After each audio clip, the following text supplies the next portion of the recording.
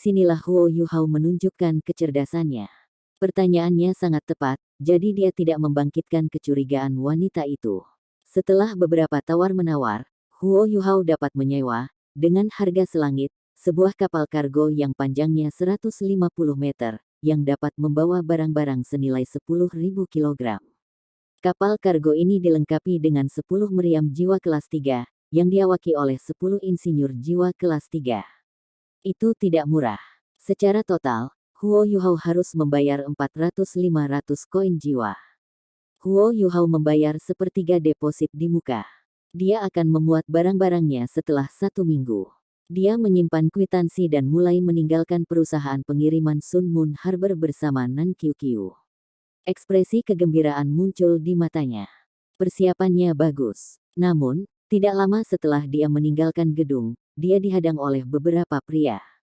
Mereka semua berotot dan kasar, dan berbau laut. Mereka berdiri berjajar, benar-benar menghalangi jalan yang agak sempit. Apa yang kamu inginkan? Sebelum Huo Yuhao bisa mengatakan apa-apa, Nan Qiuqiu sudah membuka mulutnya. Di antara 4 pria penggemar, pemimpin tersenyum dan berkata, kami tidak ingin banyak. Kami perhatikan bahwa Anda baru saja menyewa sebuah kapal besar, dan kami pikir Anda akan membutuhkan beberapa orang untuk membantu Anda. Karenanya, kami telah memutuskan untuk menawarkan layanan kepada Anda untuk membantu Anda mengangkut barang-barang ini.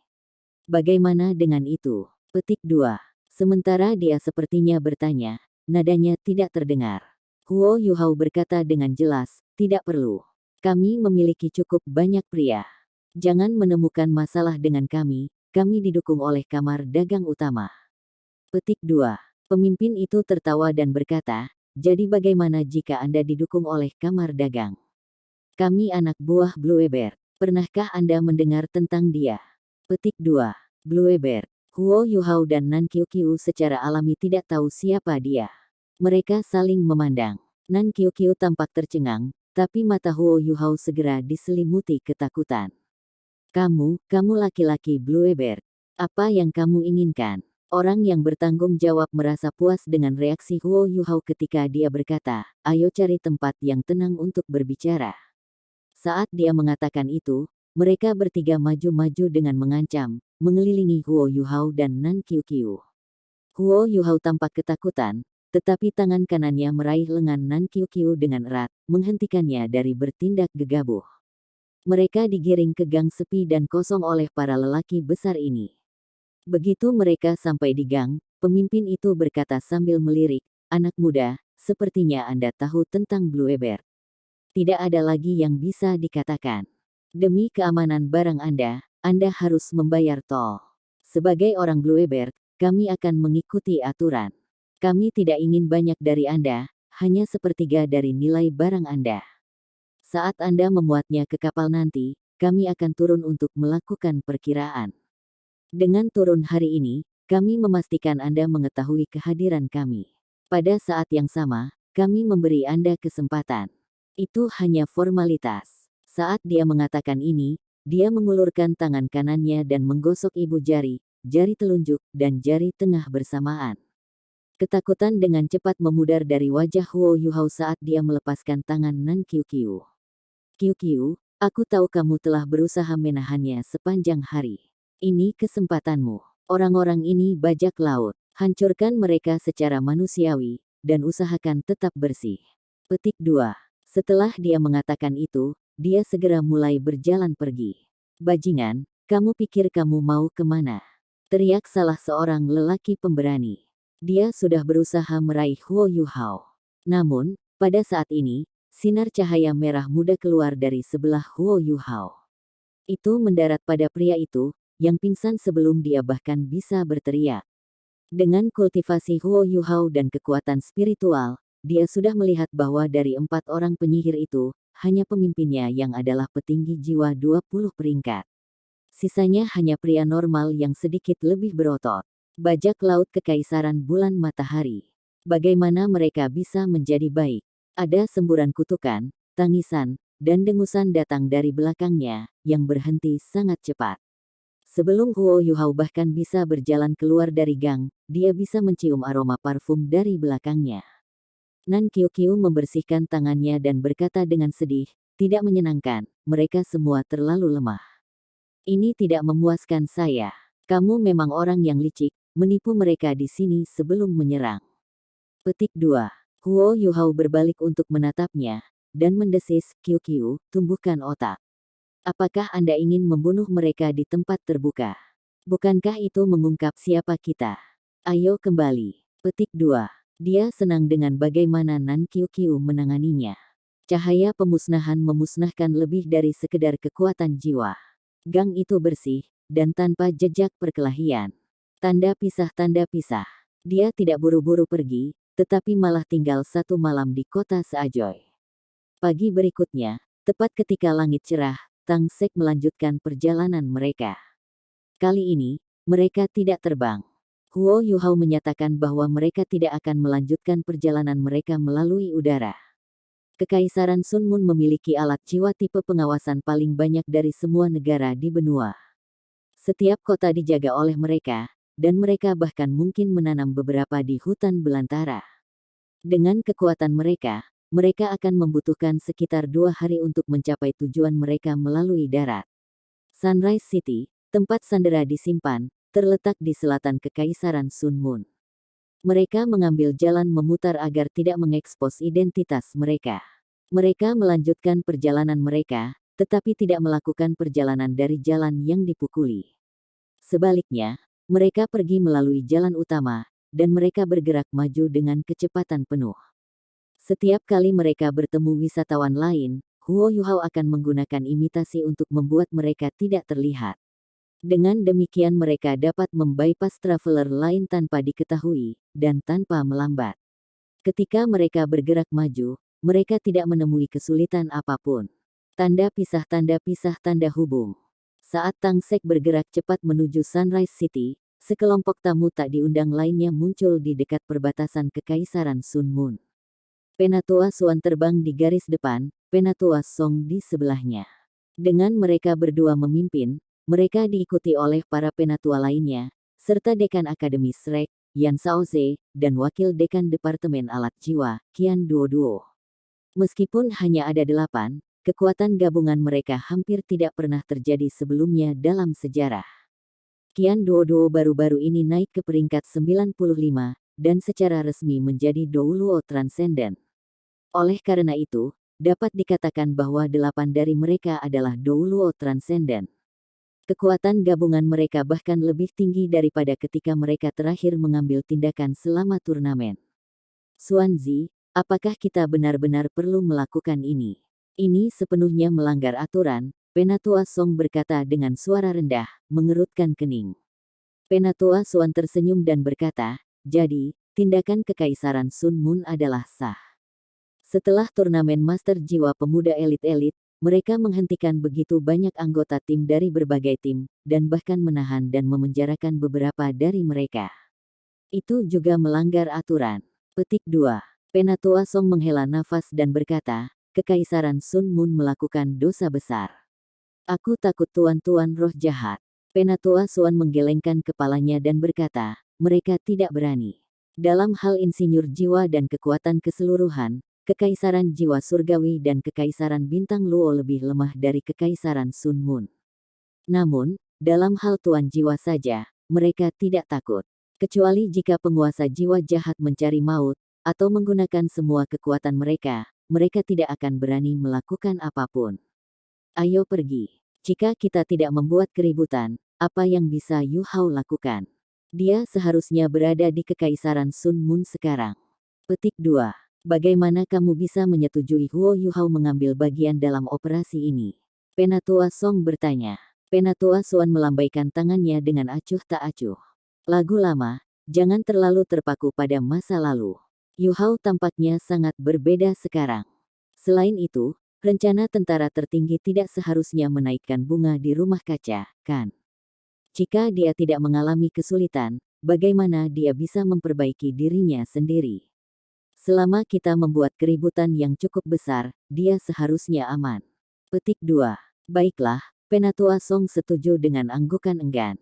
Penatua Suan memimpin mereka maju, dan segera berada di wilayah udara Kekaisaran Sun Mun. Karena ini adalah perbatasan, kepadatan alat jiwa tipe pengintaian adalah yang tertinggi di sini. Seketika, 7 atau 8 alat jiwa pengawasan ketinggian tinggi mengunci posisinya. Penatua Swan tersenyum, dan menekan ke depan dengan telapak tangan kanannya. Cahaya kuning yang intens bersinar dari tubuhnya. Seketika, langit tampak runtuh. Aura yang sangat kuat terpancar darinya. Alat jiwa pengawasan ketinggian tinggi yang telah mendeteksi Penatua Swan semua mulai merengek keras.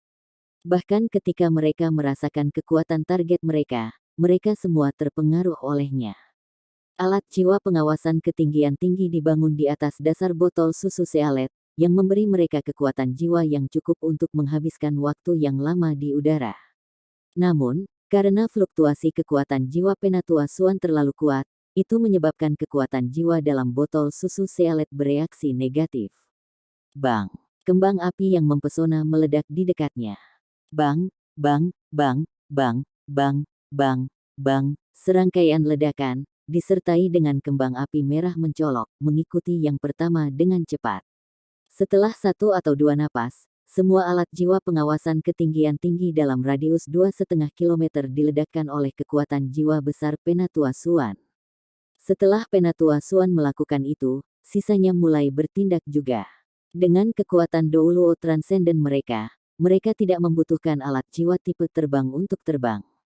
7 yang tersisa semuanya terbang ke arah yang berbeda. Setelah beberapa saat, langit malam yang gelap pekat mulai menyala lagi. Sejumlah besar alat jiwa pengintai udara hancur dengan kecepatan tinggi. Namun, Kekaisaran Sun Moon masih merupakan kekaisaran yang paling kuat di benua itu. Dengan cepat bereaksi dan menyerang balik. Sinar cahaya yang kuat menyala di tanah saat alat jiwa membombardir langit. Mereka semua meriam jiwa yang lebar, dan ada juga meriam jiwa lain yang bisa melumpuhkan, atau membuat target mereka pingsan. Hanya alat jiwa yang kelas 6 dan di atasnya yang bisa mencapai target pada ketinggian mereka.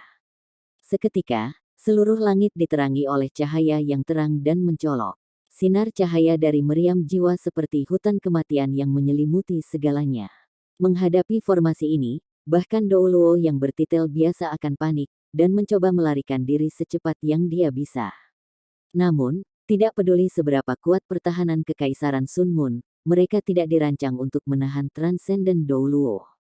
Atau setidaknya, mereka tidak siap menangani 8 dari mereka. Menghadapi sinar cahaya yang naik dengan cepat, Penatua Swan dan yang lainnya naik lebih tinggi ke udara. Tidak ada yang tahu berapa banyak meriam jiwa yang dimiliki Kekaisaran Sun Moon di bawah mereka, jadi melawan mereka secara langsung bukanlah pilihan yang bijaksana. Namun, tidak peduli seberapa kuat meriam jiwa itu, bahkan jika itu adalah kelas 9, jangkauannya terbatas. Dengan budidaya Douluo Transcendent mereka bisa terbang 3.000 meter ke udara, ketinggian yang memungkinkan mereka untuk menghindari sebagian besar alat jiwa. 8 sosok naik ke langit. Bahkan jika meriam jiwa bisa menyerang mereka, itu tidak bisa mengatasi pertahanan mereka. Tanpa bantuan alat jiwa pengintai ketinggian tinggi yang hancur, akan sulit untuk mengunci posisi mereka. Namun, Penatua Swan dan yang lainnya tidak santai. Mereka telah melihat kekuatan alat jiwa Kekaisaran Sun Moon dalam pertempuran, dan memahami betapa menakutkan lawan mereka. Dalam hati Penatua Swan, dia bersukacita pada kenyataan bahwa Huo Yuhao telah menghancurkan bunker bawah tanah. Pada waktu itu, ia memarahi pemuda itu karena tindakan itu mungkin telah memiskinkan banyak orang. Namun, sekarang dia memikirkannya, dia menyadari bahwa jika gudang besar tidak dihancurkan, semua alat jiwa di dalamnya akan dikerahkan dalam perang. Bahkan Douluo Transcendent seperti mereka harus menghindar untuk menghindari terkena meriam jiwa sebanyak ini. Bagaimana para prajurit dari 3 negara akan melakukan perjalanan? Pengeboman di ketinggian tidak berlangsung lama. Setelah beberapa menit, cahaya kuat yang datang dari tanah mulai perlahan memudar. Pada saat yang sama, alat-alat jiwa pengintai udara berbasis darat mulai memindai udara menggunakan gelombang besar gelombang cahaya tak berbentuk untuk menemukan Penatua Swan dan yang lainnya. Namun, jangkauan alat jiwa ini hanya sekitar 1.000 meter. Jika tidak akan ada kebutuhan untuk alat-alat jiwa pengawasan ketinggian tinggi. Kekaisaran Sunmun hanya memiliki tingkat teknologi ini saat ini. Setelah alat jiwa pengintai udara berbasis darat melakukan pemindaian, sosok naik ke udara dan dibebankan ke mereka di langit. Semua tokoh ini memiliki cahaya di punggung mereka, yang berasal dari alat jiwa tipe terbang. Ada ratusan dari mereka. Salah satu dari mereka, di tengah, membawa alat pengintai jiwa yang besar. Dihadapi dengan serangan tiba-tiba, Kekaisaran Sunmun telah datang dengan respon menyeluruh. Pertama, mereka membombardir target mereka dengan sekuat tenaga. Kemudian, mereka menggunakan alat jiwa pengintai udara berbasis darat untuk memindai mereka. Akhirnya, mereka mengerahkan legiun perang udara mereka. Rencana mereka dilakukan dengan sangat baik. Namun, musuh mereka hari ini hampir tak terkalahkan. Jika legiun rekayasa jiwa Kekaisaran Sunmun cukup kuat untuk melawan seluruh dunia, Kekaisaran Sunmun tidak perlu menunggu untuk menyerang kekaisaran lain, atau membentuk aliansi dengan Tuan Jiwa Jahat. Karena itu, ketika Penatua Suan muncul dengan senyum di depan 300 anggota legiun perang udara, akhir mereka sudah dekat. Ratusan meriam jiwa terbuka pada Penatua Suan. Dalam legiun ini, insinyur jiwa paling kuat adalah setidaknya kelas 7. Namun, dihadapkan dengan keberadaan yang kuat seperti peringkat 98 Titlet Douluo, semua yang mereka lakukan sia-sia. Penatua Suan tidak suka membunuh, jadi dia tidak langsung membunuh mereka, tetapi malah menggunakan gravity control tipe domainnya. Semua prajurit jatuh ke tanah seperti lalat yang disiram dengan insektisida. Para tetua lainnya juga tidak malas. Diskusi dan tindakan adalah masalah yang terpisah. Ledakan terdengar dari tanah di bawah ini. Menurut aturan benua yang tak terucapkan, Titlet Douluo dan insinyur jiwa tingkat tinggi tidak akan menyerang orang biasa. Inilah mengapa Penatua Song tidak ingin menyerang barusan. Namun, Penatua Suan telah menemukan celah. Target mereka tentu saja bukan prajurit biasa dari Kekaisaran Sunmun. Namun, dihadapkan dengan serangan oleh insinyur jiwa udara, Penatua Suan secara alami tidak akan menunjukkan belas kasihan. Para penatua lainnya tidak membunuh, tetapi malah mencoba menyebabkan kehancuran sebanyak mungkin. Sementara pemboman meriam jiwa sekarang sangat kuat, itu juga mengungkapkan lokasi meriam jiwa Kekaisaran Sunmun telah diinstal. Karenanya, mereka menjadi target bagi banyak Douluo Transcendent. Di luar situs meriam jiwa, mereka juga menyerang lumbung dan gudang amunisi. Malam itu adalah mimpi buruk bagi pasukan perbatasan Kekaisaran Sunmun yang ditempatkan di dekat Kekaisaran Jiwa Surgawi. Ledakan meledak dari tengah malam hingga fajar. Ketika matahari terbit sekali lagi, kam utama Kekaisaran Sunmun benar-benar hancur. Bagaimana mungkin tidak ada insinyur jiwa kelas 9 yang bertanggung jawab atas kam yang sedemikian penting? Namun, dua insinyur jiwa kelas 9 yang bertanggung jawab di sana tidak dapat melakukan apa-apa di hadapan 8 Douluo Transcendent. Selanjutnya, serangan itu terjadi pada malam hari. Tanpa alat jiwa pengawasan ketinggian tinggi, bagaimana mereka bisa memusatkan api pada para sesepuh paviliun Dewa Laut? Perang belum pecah, tetapi Akademi Shrek sudah menggunakan kekuatannya untuk menunjukkan kepada Kekaisaran Sunmun bahwa para master jiwa masih merupakan senjata perang paling kuat. Tanda pisah. Penatua Suan dan para penatua lainnya tidak menyembunyikan identitas mereka. Segera, berita kehancuran ini menyebar ke seluruh Kekaisaran Sunmun. Menghancurkan. Sebotol teh halus pecah di tanah. Su Tianran sangat marah sehingga wajahnya pucat. Apa yang dilakukan pasukan perbatasan? 400 insinyur jiwa terluka atau mati. Sejumlah besar meriam jiwa dan amunisi hilang. Bodoh. Sekelompok orang bodoh. Petik 2. Chu Zi duduk di sebelah Su Tianran, mengenakan pakaian berwarna keemasan, dan diam. Setelah Su Tianran naik ke tahta, dia menamakannya permaisuri. Posisinya tidak seperti sebelumnya. Setelah Su Tianran selesai melampiaskan kemarahannya, dia menjadi tenang, dan sebuah senyuman merayap di sudut mulutnya ketika dia berkata, "Shrek, apakah kamu akhirnya memutuskan untuk menyerang?" Seseorang pergi dan memanggil tutor kekaisaran untuk membahas masalah ini. Petik 2. Iya. Para penjaga di luar menjawab dengan ketakutan. Permaisuri, bagaimana menurutmu? Su Tianran bertanya pada Ju Zi. Ju Zi berdiri, berjalan di belakang Su Tianran, dan memijat bahunya, berkata, "Yang mulia, tolong jangan terlalu marah. Hal ini, bagi saya, tampak aneh. Meskipun Shrek Academy adalah sekolah terbaik di benua itu, mereka bukan milik negara manapun. Semua orang tahu bahwa Shrek Academy independen, dan posisi mereka luar biasa. Kali ini, tindakan mereka harus menjadi bentuk pembalasan terhadap kami karena menangkap para peserta turnamen." Petik 2. Mereka ingin memaksaku untuk membebaskan mereka. Mata Su Tianran menyipit. Chu Zi mengangguk dan berkata, "Aku percaya itu yang terjadi. Mereka akan terus menyerang. Dihadapkan dengan para penguasa jiwa yang kuat ini, memang tidak mungkin untuk membalas. Mereka mengandalkan perbatasan dengan Kekaisaran Jiwa Surgawi dan Kekaisaran Bintang Luo, yang membuatnya sulit bagi kita untuk membalas mereka." Petik 2. Su Tianran tertawa dingin dan berkata, "Apakah mereka ingin melihat siapa yang lebih destruktif?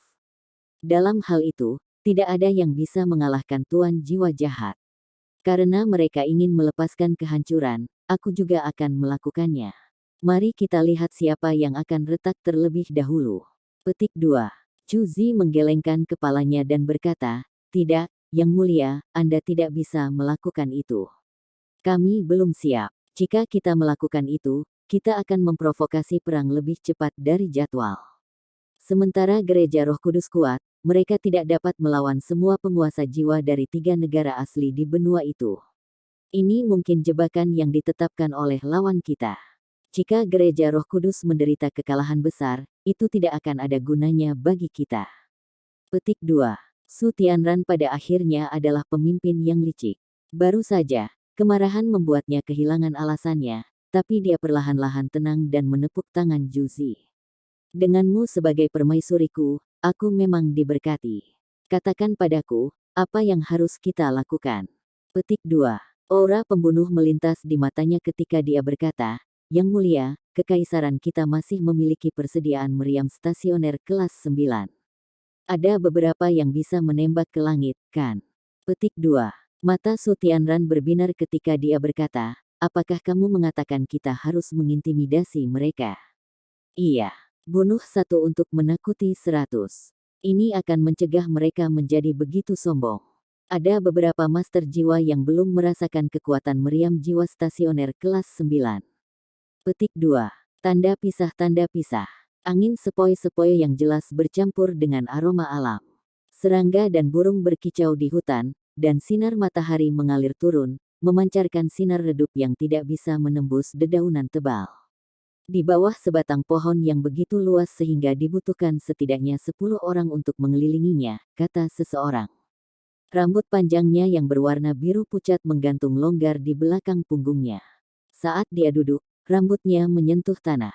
Matanya terpejam, alisnya yang panjang agak melengkung, dan hidungnya lurus. Kulitnya pucat pasi, dan bibirnya kenyal. Jika kecantikan memiliki bentuk manusia, ini dia. Kakinya yang panjang dan ramping disilangkan saat dia duduk tegak. Dari samping, orang bisa melihat sekelilingnya, naik ke posterior. Sosok rampingnya, yang membentang dari pinggang ke posteriornya, akan menarik perhatian siapapun.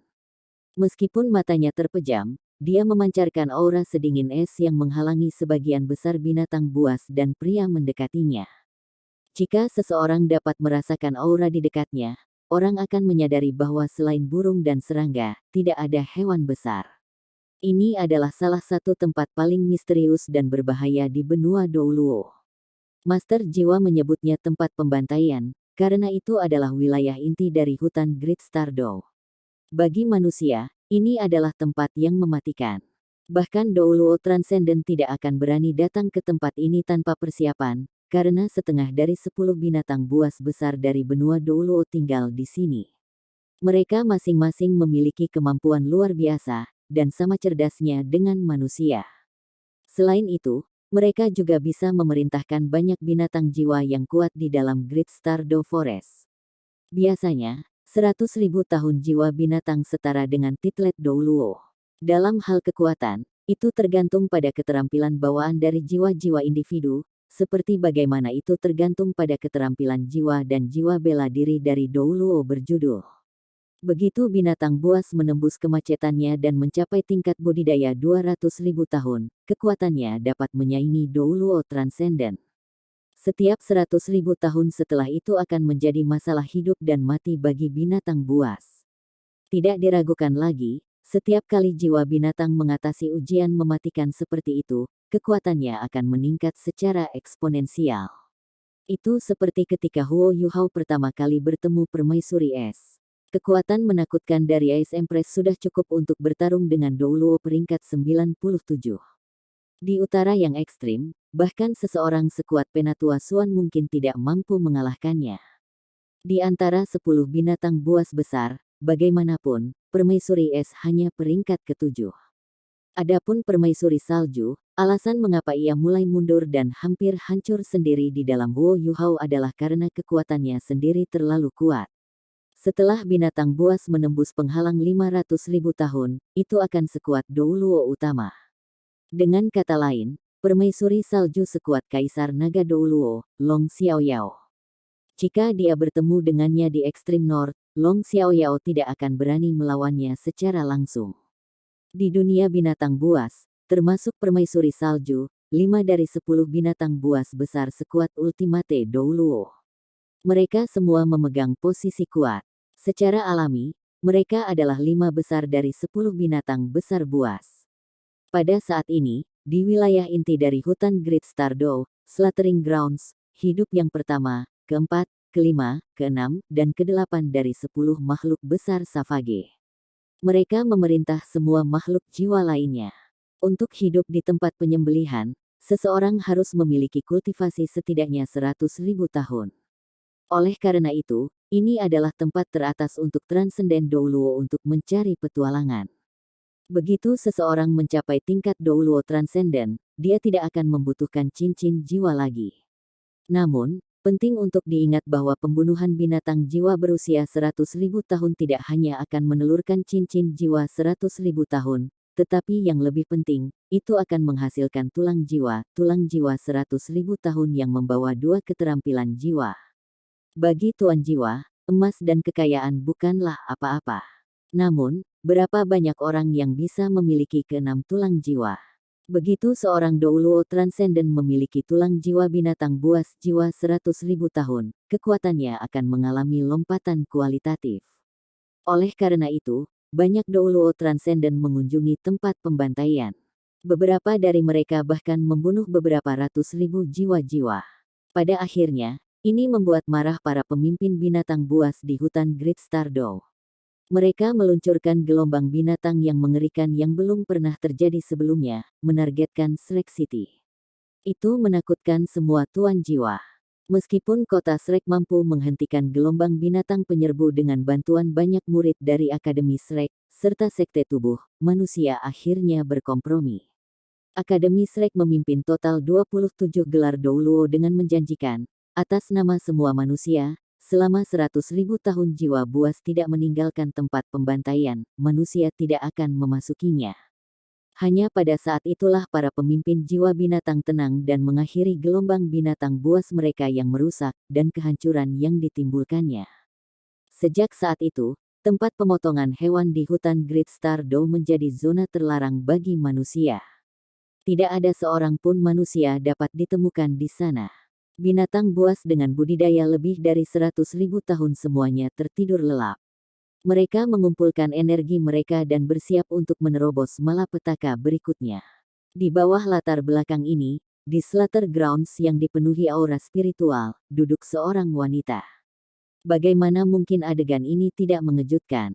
Mungkinkah itu berarti bahwa janji antara manusia dan binatang telah dipatahkan? Tiba-tiba, tubuh wanita itu mulai bergetar sedikit. Setelah itu, adegan aneh muncul. Cahaya keemasan bersinar di tengah dahinya. Cahaya keemasan ini memanjang menjadi sinar cahaya sekitar 1 inci panjangnya.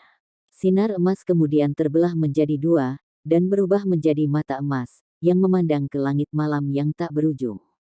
Saat mata bersinar, semua yang ada di sekitarnya tampak kehilangan warnanya. Kicau burung dan serangga tiba-tiba berhenti.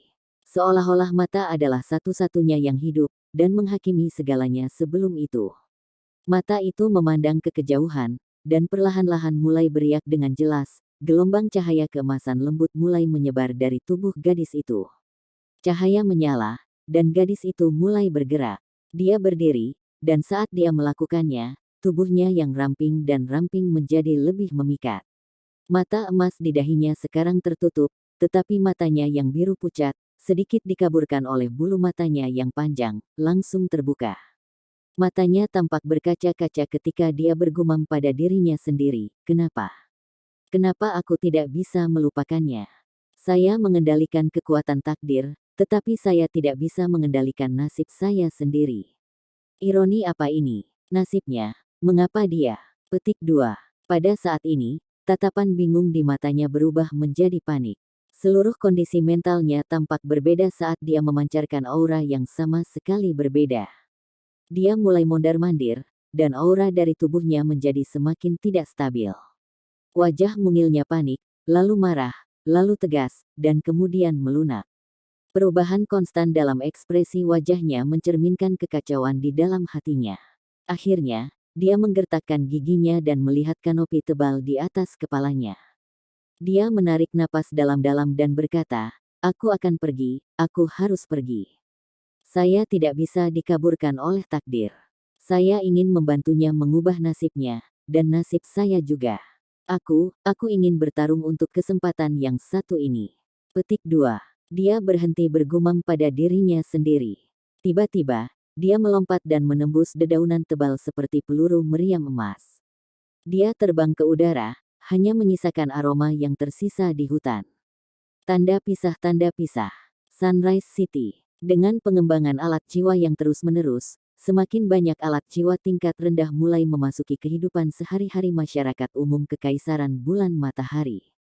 Mungkin insinyur jiwa tingkat tinggi Kekaisaran Sun Moon tidak bisa menyaingi penguasa jiwa dari 3 negara asli dari benua Douluo, tetapi memiliki lebih banyak penguasa jiwa tingkat rendah. Ini adalah hasil dari kemajuan mereka dalam rekayasa jiwa. Di Douluo kontinen, semua orang bisa membangkitkan jiwa bela diri mereka pada usia 6 tahun. Terlepas dari apa jiwa bela diri mereka semua bisa berkultivasi. Namun, mereka yang benar-benar bisa membuat nama untuk diri mereka sendiri di dunia master jiwa tidak bisa hanya mengandalkan kultivasi. Bagi banyak dari mereka, bahkan setelah mereka membangunkan jiwa bela diri mereka, kekuatan jiwa mereka hanya akan berada di antara peringkat 1 dan peringkat 3. Ini adalah batasan besar pada budidaya masa depan mereka, yang tidak hanya terbatas pada 10 peringkat pertama. Jika mereka tidak berbakat secara bawaan, mereka akan mendapat sangat sedikit sebagai imbalan atas upaya mereka. Secara khusus, jika jiwa bela diri mereka tidak menggunakan praktis, seperti cangkul, cangkir, atau piring, tidak perlu bagi mereka untuk terus berkultivasi. Karena hal ini, banyak dari mereka yang tidak berbakat dalam aspek ini tidak memiliki cara untuk melanjutkan kultivasi mereka. Kurangnya bakat bawaan mereka menghalangi mereka untuk menerima pendidikan dari akademi yang unggul, dan seringkali mereka tidak mampu membayar biaya yang sangat tinggi dari sekolah guru jiwa. Sangat sedikit yang seperti Huo Yuhao, yang bisa menggunakan make up karena kurangnya bakat bawaannya dengan kerja keras. Namun, situasi di Kekaisaran Sun Moon berbeda. Beberapa ratus tahun yang lalu, dengan perkembangan rekayasa jiwa, situasi ini sangat diperbaiki. Di Kekaisaran Sun Moon, kebangkitan jiwa bela diri seseorang juga akan berarti bahwa selama seseorang memiliki kekuatan jiwa, ia akan memenuhi syarat untuk pelatihan gratis yang disubsidi oleh Kekaisaran. Mereka bahkan akan diberikan obat-obatan yang dapat meningkatkan kekuatan jiwa mereka. Sementara obat-obatan ini mungkin memiliki efek samping, itu mulia untuk menjadi guru jiwa. Menjadi seorang guru jiwa berarti seseorang lebih unggul dari teman-temannya. Siapa yang mau melepaskan kesempatan seperti itu? Jadi bagaimana jika jiwa bela diri Anda tidak berguna? Selama Anda memiliki kekuatan jiwa, Anda bisa menggunakan alat jiwa. Dengan alat jiwa, tidak akan sulit untuk menyerang atau membela diri. Mungkin itu adalah hasil dari obat-obatan, tetapi master jiwa tanpa bakat bawaan hanya bisa memiliki 2 atau 3 cincin paling banyak. Namun, ketika jumlah kelompok orang ini bertambah, situasi keseluruhan berubah. Keberadaan mereka adalah fondasi yang kuat di mana Sun Moon Empire membangun legiun insinyur jiwanya. Pada saat yang sama, mereka memungkinkan lebih banyak alat jiwa sipil digunakan oleh warga biasa Kekaisaran Sun Moon. Bagaimana Kekaisaran Matahari Bulan mampu melawan 3 kerajaan di benua Douluo? Ini adalah salah satu alasan utama. Tidak diragukan lagi, dalam hal teknologi rekayasa jiwa dan pemeliharaan insinyur jiwa, Kekaisaran Sun Moon memiliki keunggulan yang sangat besar. Sunrise City hanyalah kota kecil menengah di Kekaisaran Sun Moon. Itu tidak sebesar kota Radiant, dan secara total, ia memiliki kurang dari 100.000 penduduk permanen. Menghitung penghuninya yang tidak tetap, ia memiliki sekitar 500.000 penduduk pada suatu waktu. Namun, dalam beberapa bulan terakhir, kota ini telah mengalami perubahan total. Tembok kota setinggi 15 meter itu sekarang dipenuhi dengan banyak lampu sorot dan berbagai alat pengintai. Di luar Sunrise City ada 2 legiun rekayasa jiwa, yang masing-masing memiliki 500 orang. Di Kekaisaran Sun Moon, legiun insinyur jiwa diberi peringkat berbeda. Yang paling kuat adalah Sun Moon Imperial Soul Engineering Legion, yang merupakan kekuatan paling kuat di Kekaisaran. Kekuatan jiwa seseorang setidaknya harus peringkat 50 untuk bergabung dengannya. Dengan kata lain, hanya Raja Roh yang memenuhi syarat untuk memasukinya. Secara total, ada 300 orang. Di antara mereka adalah 3 komandan legiun dan 3 wakil komandan legiun, semuanya adalah insinyur jiwa kelas 9 yang hanya loyal kepada keluarga kekaisaran. Hanya Kaisar Kekaisaran Bulan Matahari yang bisa menggunakan legiun rekayasa jiwa yang kuat ini. Mereka dilengkapi dengan alat jiwa teratas, dan mereka menerima perlakuan terbaik di antara semua prajurit di Kekaisaran Sun Moon. Pemeliharaan legiun yang satu ini setara dengan pendapatan pajak dari 2 kota besar. Ini adalah kekuatan yang menjaga Radiant City, dan mereka adalah pasukan tempur paling setia dan penting dari Kaisar. Bersama dengan Imperial Palace of Consecration, mereka adalah 2 pilar monarki.